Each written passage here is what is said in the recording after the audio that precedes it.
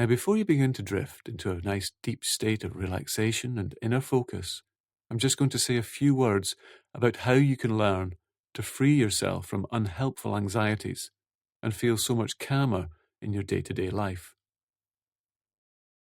Generalized anxiety disorder can make day-to-day life a real struggle. If you're constantly worrying about past or present difficulties, or about things that might go wrong in the future, it becomes hard to think straight or to keep things in perspective. Some people with generalized anxiety say it feels like their mind is constantly whirring, and the tiniest mishap can set them off worrying. Sometimes the anxiety can seem to come out of nowhere. I've worked with some clients who had disrupted sleep, where they would wake up in the middle of the night feeling anxious, and they weren't even sure what they were anxious about. And then there are physical symptoms, such as headaches, breathing difficulties, sweating, or nausea. In evolutionary terms, any anxiety that a person experiences is a straightforward physical process. The body is simply getting ready to either fight a predator or to run away. Our nervous system evolved over millions of years to respond to potential threats like an encounter with a lion by speeding up our breathing and heart rate, releasing adrenaline, and then cortisol into our bloodstream, and diverting resources towards the muscles to prepare us for an immediate fight or rapid escape. In fact, it's probably more appropriate to call this process the muscle priming response than anxiety. But while this muscle priming is very useful for escaping a hungry lion, it's less than helpful for dealing with many of the challenges of modern life, such as managing your money, dealing with conflict at work or at home, or sitting in endless traffic jams. And it has a number of negative side effects if it goes on too long. One consequence of long-term anxiety is that it can suppress a person's immune system, so they catch more colds, and they may have digestive problems. This is because, as far as their body is concerned, there's a lion about to attack. So fighting off a cold or digesting lunch can wait till later. Another consequence is that it's difficult to think clearly and rationally when you're anxious, because the muscle priming response is all about making very quick life or death decisions to escape from physical danger, not about carefully analyzing a situation in depth and planning for the long term. Hypnosis is an excellent method for calming down inappropriate anxiety, because in hypnosis, it's easy to relax very deeply. And from that state of deep relaxation, you can retrain your mind and body to feel calmer in the situations that would once have caused you to worry. This session will hypnotically embed in your unconscious mind a number of tried and tested principles for dealing with anxiety that have helped many people feel so much calmer and more confident in their day-to-day life and get over their anxiety for good. So, if you haven't yet closed those eyes, you can do that now. As you take a slow, deep breath and prepare to relax into a wonderfully comfortable state of inner focus and absorption. And I once had a client who had experienced anxiety for many years, worrying about so many things, like whether she'd made a mistake or offended someone, worried about whether something bad had happened, if a friend or relative was the tiniest bit late, and she tossed and turned at night, her mind constantly whirring and finding new things to worry about. And as I began to guide her into a state of deep hypnosis, I said to her, if the worrying part of your brain continues to churn away for a while, as you're beginning to relax here and now, that's fine. And there's no need to try to control those thoughts. All I'd like you to do is to listen for any internal words you might be saying to yourself. To listen to the tone of voice that you use inside your mind when that worry part of your brain gets going. And perhaps it's a bit fast, and it might sound a bit uncomfortable. And she nodded her head to show she understood just what I meant. And so I asked her to simply slow it down a bit and literally listen to the kinds of worries she said to herself. What if this happens, or what if that happens? And then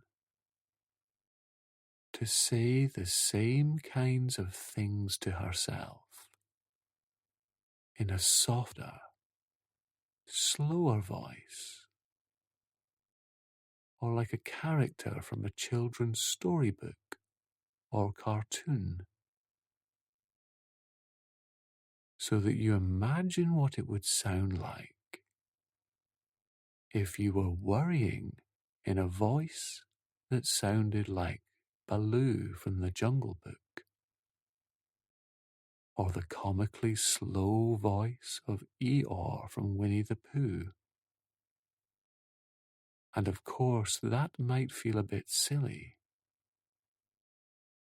but that silliness opens the door to seeing those old worries in a new light as you relax in comfort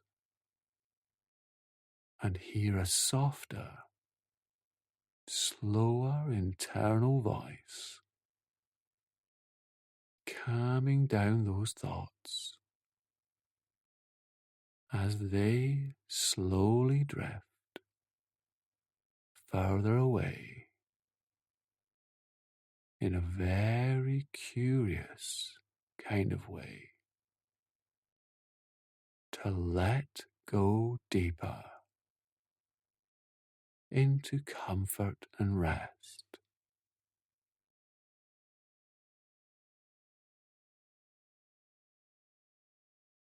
And as you take another slow, deep breath, I'd like you to hear the sound of a sigh in your mind, the kind of sigh you might give after a long, long day. And as that woman sat in my office, breathing comfortably, I began to talk to her about how we all know how to relax naturally and easily, because at night those muscles know how to smooth out and soften the muscles of the face, the jaw loosening, the forehead smoothing out, the shoulders loosening, a comfortable heaviness that lets that body become comfortably still, so that you can become even more able to float deeper and deeper into the dreams to come.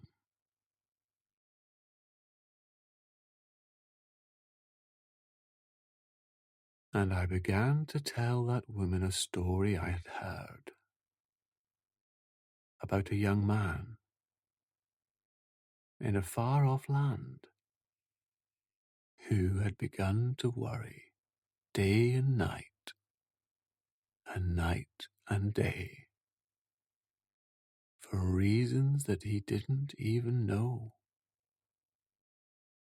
It just seemed that life had got too much for him, and he wasn't sleeping properly.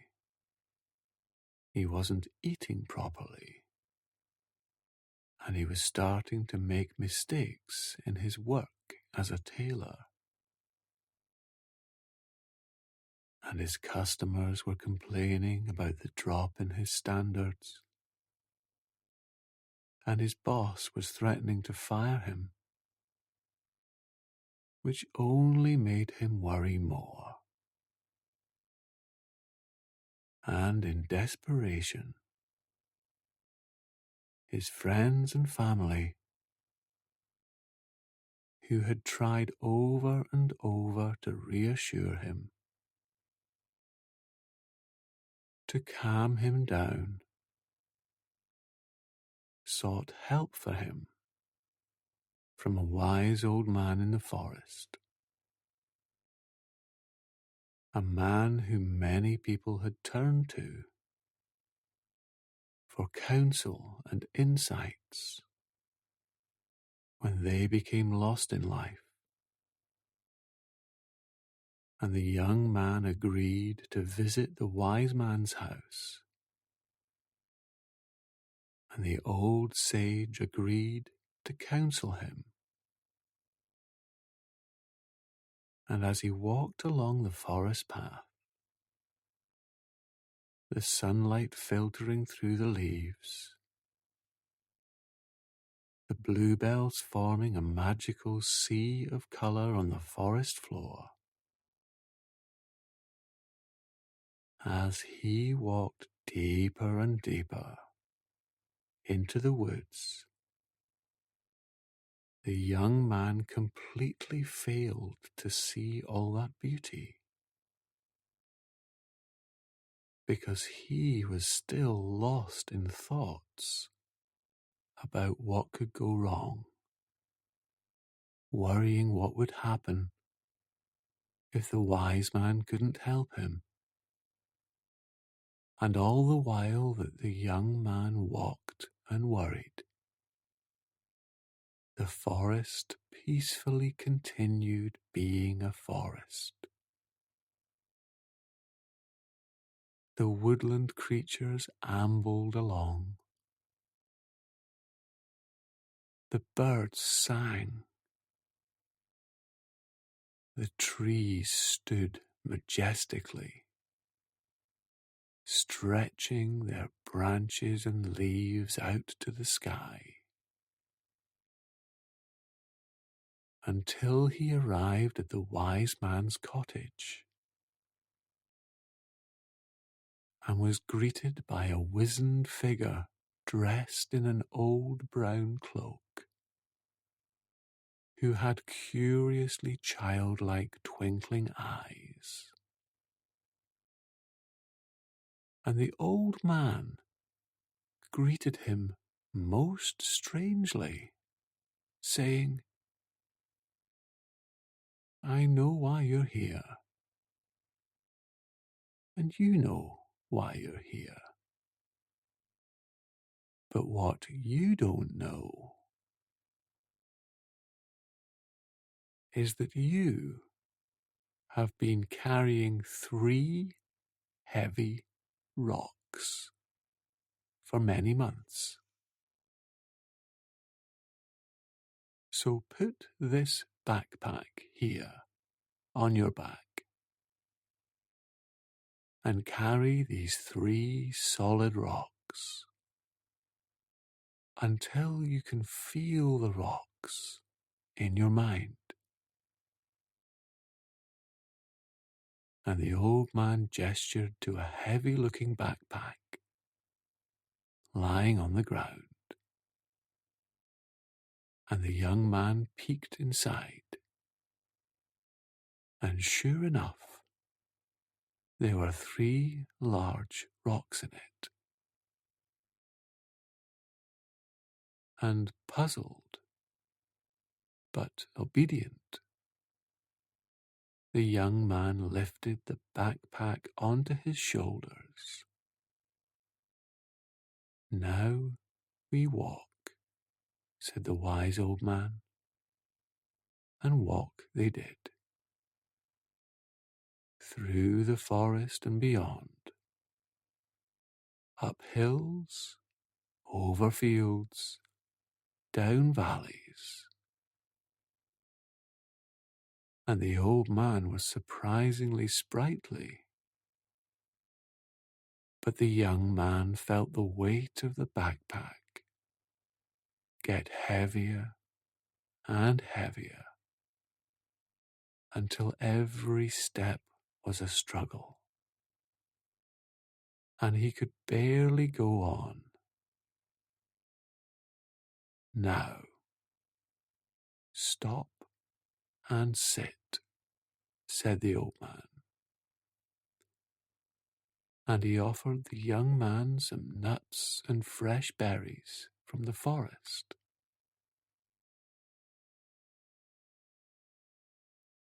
The first rock you've been carrying is the rock of the body. Too much low-quality food, maybe coffee, sugar, not eating properly, skipping meals, and you need to learn to eat regularly to keep your energy levels stable with real food like fruit, vegetables, meat, and fish. To exercise regularly because the body is the foundation, like this.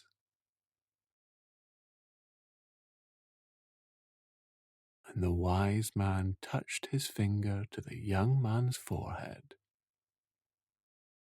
and instantly a vision came into the young man's mind of eating a balanced, healthy diet with fresh, nutritious foods, regular meals, exercising and stretching his body to give it the time and space to unwind and take care of that foundation of good mental health, the body. And when he opened his eyes, the old man was on his feet again, striding off. And the young man had to spring to his feet to catch up, feeling somehow lighter. And some time later, still feeling a little weary from the weight of the rocks, they stopped a second time by a babbling brook and refreshed themselves with the cool water, while the old man told the young man, the second rock is the rock of emotions. Now, to calm yourself, breathe like this. Breathe in for the count of 3 and out for the count of 5, like a deep sigh. In, 2, 3, out, 2, 3, 4, 5. In, 2, 3, out, 2, 3, 4, 5. Find your rhythm and breathe like this for several minutes whenever you want to feel calmer. And the young man gazed at the brook and listened to the sounds of the water and watched the sunlight glitter in the currents flowing before him as he breathed slowly in for the count of 3 and out for the count of 5, over and over, and felt his body respond by calming right down.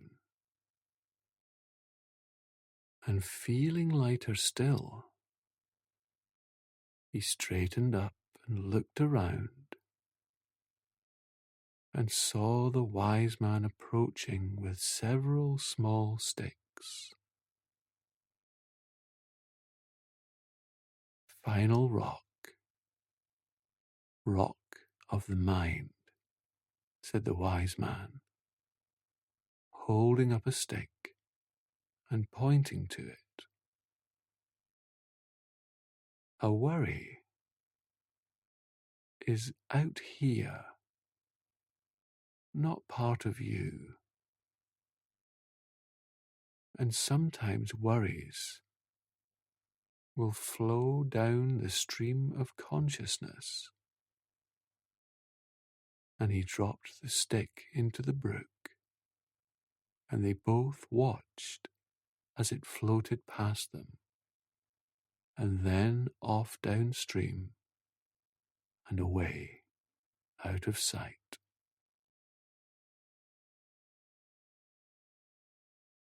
And you cannot stop worries flowing downstream, said the old man. But you don't need to jump in after them. Now, you try. And the young man took a stick from the old man's hand and dropped it into the brook and watched it float off some distance away from him. And he began to get a real sense of how an old worry really can float way, way away, calmly meandering, as he suddenly noticed how beautiful the forest looked, and saw the bluebells swaying in the breeze,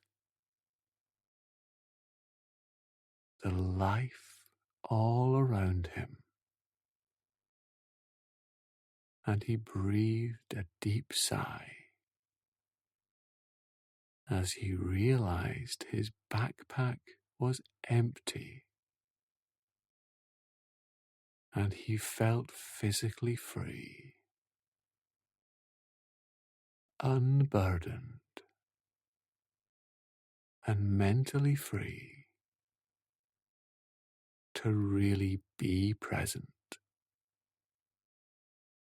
with the experience of being in the forest with this wise old man.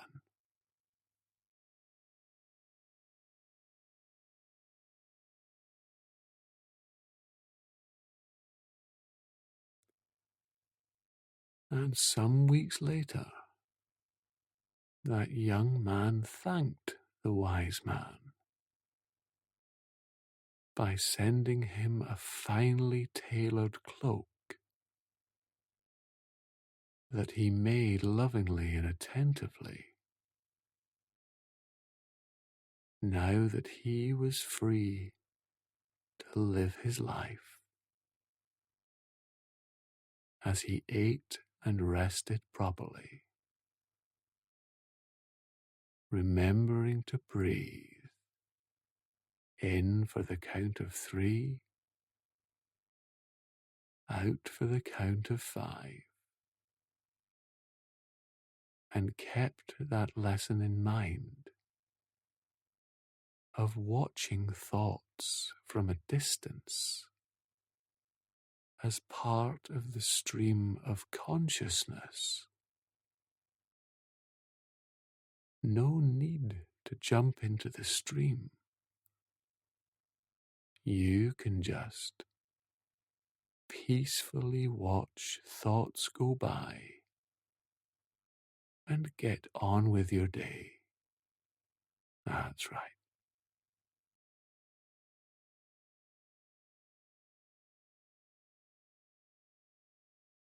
And you can listen to this session often and relax more and more deeply each time you listen. And you might wonder what it's going to be like to feel generally calmer in situations where you would have once worried, to take things in your stride so much more as you reclaim your ability to focus, to feel energetic, and to enjoy life, and put that old worry pattern behind you. And I told that woman I was working with that she could prepare to return feeling refreshed and alert, with a real sense of good feeling as she integrated the principles of the story and instinctively applied them in her life in a way that worked for her. That's it.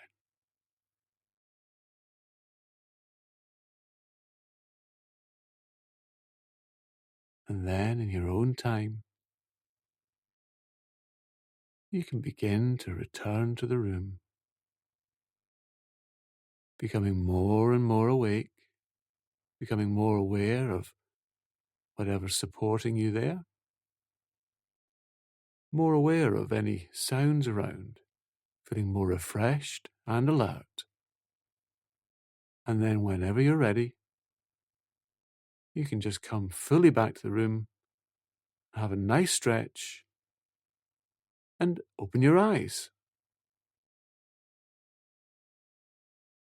Good.